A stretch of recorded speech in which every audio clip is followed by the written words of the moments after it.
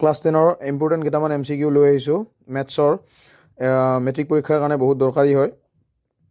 তলৰ পৰিমেয় সংখ্যাবোৰৰ কোনটো দশমিক বিস্তৃতি পৰিসমাপ্ত থাকিব ইয়াত দিয়া আছে অপশ্যন এ দিয়া আছে 77/210 অপশ্যন বি দিয়া আছে 13/125 আৰু অপশ্যন চি দিয়া আছে 2/15 আৰু অপশ্যন ডি দিয়া আছে 17/18 ইয়াৰে অপশ্যন বি যিটো আছে এইটো কাৰেক্ট হ'ব এইটোৰ দশমিক বিস্তৃতি পৰিসমাপ্ত হ'ব নেক্সট কুৱেশ্যন চোৱা 3.27 বাৰ এটা কি হয় অখণ্ড সংখ্যা হয় পৰিমেয় সংখ্যা হয় স্বাভাৱিক সংখ্যা হয় নে অপৰিমেয় সংখ্যা হয় এইটো এটা পৰিমেয় সংখ্যা হয়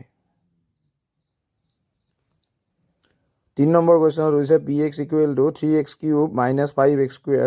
- 11x - 3 ত্ৰিঘাত বহুপদটোৰ শূন্যবোৰৰ যোগফল হ'ব অৰ্থাৎ এই ত্ৰিঘাত বহুপদ যিটো দি থৈ দিয়া আছে ইয়াৰ শূন্যবোৰৰ যোগফলটো কিমান হ'ব সেইটো আমাক সুধিছে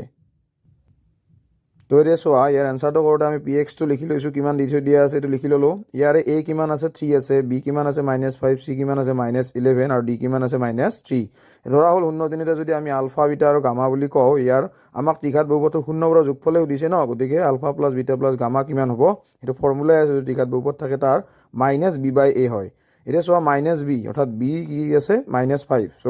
-b আছে ন আগত একডাল মাইনাছ থাকিব -5/3 সো এনসাৰটো কি হৈ যাব 5/3 4 নম্বৰ কুৱেশ্যনটো দিছে 2x + y - 6 = 0 আৰু 4x - 2y - 4 = 0 সমীকৰণ দুটাৰ জ্যামিতিক প্ৰদৰ্শন হ'ব কি হ'ব কটাকটি কৰা ৰেখা হ'ব সমান্তৰাল ৰেখা হ'ব নে মিলি যোৱা ৰেখা হ'ব নে একে ৰেখাই হ'ব এটা চোৱা ইয়াৰ কাৰণে আমি কি কৰিম ইয়াত a1 a2 b1 b2 c1 c2 এইকেইটা লিখি লওঁ আৰু ইয়াত দেখা পাম যে a1 a2 is not equal to b1/b2 সেইকাৰণে এইটো কি হৈ যাব কটাকটি কৰা ৰেখাৰ সমীকৰণ হৈ যাব এই দুটা আকৌ আজিৰ লাষ্ট কুৱেশ্যন যদি x² + 4x +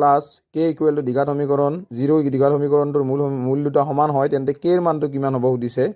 এতিয়া চোৱা আমি এটা বস্তু ক'ব পাৰোঁ যে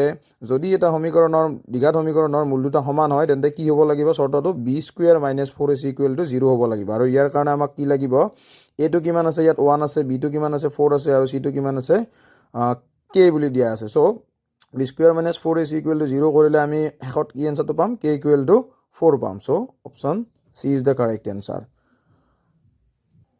তো আজি ভিডিওটো কেনেকুৱা লাগিল জনাবা আৰু যদি ভাল লাগিল লাইক কৰিবা আৰু কমেন্ট কৰি চেনেলটো সাবস্ক্ৰাইব কৰি ৰাখিবা পিছলৈ তোমালোকৰ সুবিধা হ'ব বেলেগ বেলেগ নতুন নতুন ভিডিও পাই থাকিবা আৰু এনেকুৱা ধৰণৰ MCQ বিলাক পাই থাকিবা ধন্যবাদ